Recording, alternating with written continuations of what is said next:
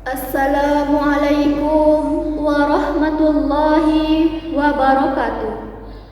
Alhamdulillahilladzi arsala rasulahu bil huda wa dinil haq liyudhhirahu 'alad dini kulli wa kafa billahi shahida. Asyhadu an la ilaha illallah wa asyhadu anna Muhammadar Rasulullah.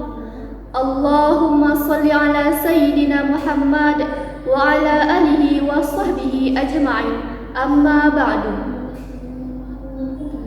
Bersyukur kita kepada Allah yang telah melimpahkan segala rahmat dan karunia-Nya kepada kita bersama, sehingga kita dapat melaksanakan kegiatan sehari-hari dalam keadaan sehat walafiat. Salawat dan salam semoga senantiasa dilimpahkan kepada baginda Nabi besar Muhammad sallallahu alaihi wasallam. Karena sebab beliaulah kita dapat mengetahui antara hak dan yang batil, serta yang halal dan yang haram. Yang terhormat Bapak Beni Putra Hanafi selaku dosen pengampu pada mata kuliah praktek dakwah. Sebelum masuk ke isi kultum saya pada kesempatan kali ini, izinkan terlebih dahulu saya untuk memperkenalkan diri.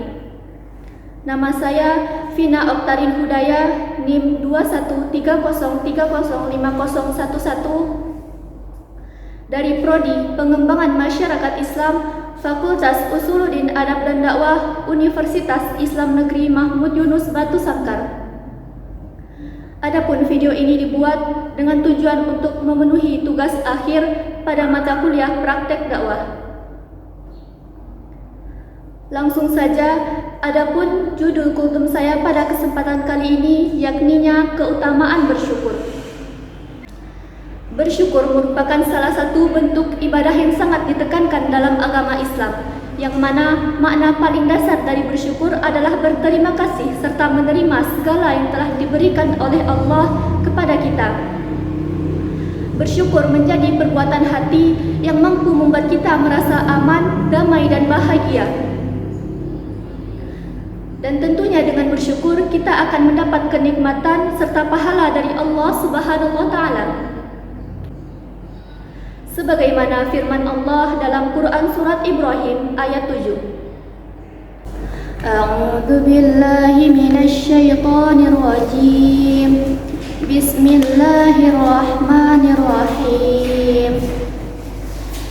Wa in ta'azzana rabbukum la in syakartum la azidannakum wa la in kafartum inna 'adzabi lasyadid. Yang artinya, dan ingatlah tatkala Tuhanmu memaklumkan, jika kamu bersyukur kepadaku, maka kami akan menambah nikmat kepadamu, dan jika kamu mengingkari nikmatku, maka sungguh azabku sangat pedih.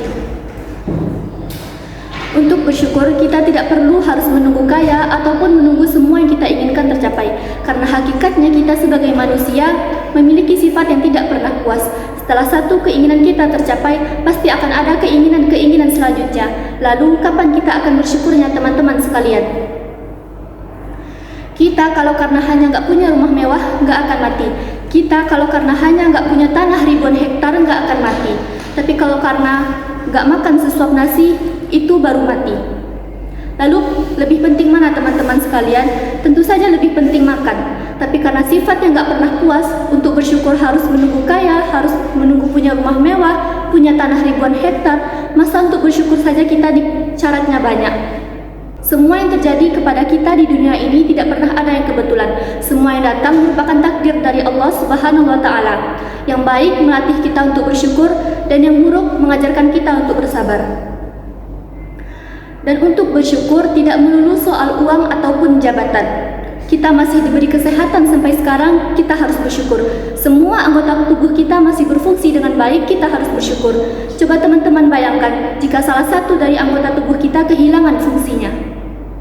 Selanjutnya, adapun syukur terbagi 3. Yang pertama, syukur dengan lisan atau ucapan. Syukur dengan lisan atau ucapan dapat dilakukan dengan cara menyebutkan dan berterima kasih kepada Allah atas segala nikmat yang telah diberikan kepada kita, dengan cara memperbanyak zikir kepada Allah. Yang kedua, syukur dengan hati. Syukur dengan hati dapat dicapai dengan keyakinan yang kokoh bahwa segala yang kita miliki berasal dari Allah. Dan yang ketiga, syukur melalui perbuatan. Syukur melalui perbuatan dapat dilakukan dengan melaksanakan segala yang telah diwajibkan Allah kepada kita. Selanjutnya, adapun manfaat dari bersyukur, yang pertama, membuat kita semakin dekat dengan Allah Subhanahu wa taala karena kita menyadari segala yang kita miliki berasal dari Allah. Yang kedua, menjaga kesehatan tubuh.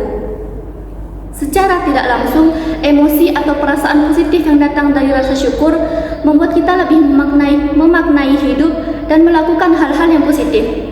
Dan yang ketiga, membuat hidup kita lebih optimis. Bersyukur dan memaknai hidup bisa membuat kita lebih memaknai hidup dan menghargai hal-hal yang kita miliki, dan dengan bersyukur dapat membuat kita merasa cukup dengan apa yang kita miliki dan semangat dalam menjalani hari.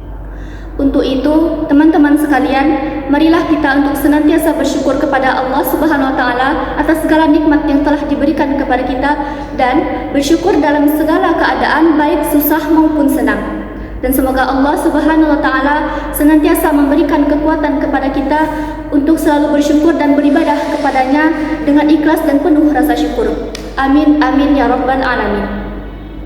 Baiklah, sekian kultum yang dapat saya sampaikan pada kesempatan kali ini.